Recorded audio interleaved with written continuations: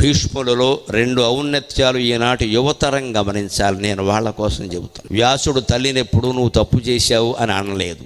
తల్లి తప్పు ఆయన పట్టించుకోవాలి. నేను పుట్టాను, నాకు జన్మనిచ్చింది నా తల్లి, తప్పు ఒప్పు వాళ్ళు చూసుకోవాలి, నాకెందుకు అని తల్లి తప్పుని తల్లిని కానీ తండ్రిని కానీ ఒక్క మాట ఆయన అనలా. భీష్ముడు ఎప్పుడూ శంతనుణ్ణి నీ వ్యామోహం వల్ల ఎంత జరిగిందని పొరపాటును కూడా అనలా. యువతరం నేర్చుకోవలసిన మాట, తల్లిదండ్రుల లోపాలు ఎప్పుడూ వేలెత్తి చూపకూడదు, అది మహాపాపం. వాళ్ళు తెలుసుకోవలసిందే, దాని కర్మ వాళ్ళు అనుభవిస్తారు. ఎవడు సుఖంగా ఉన్నాడు? శంతనుడు సుఖంగా ఉన్నాడా? సత్యవతి సుఖంగా ఉందా?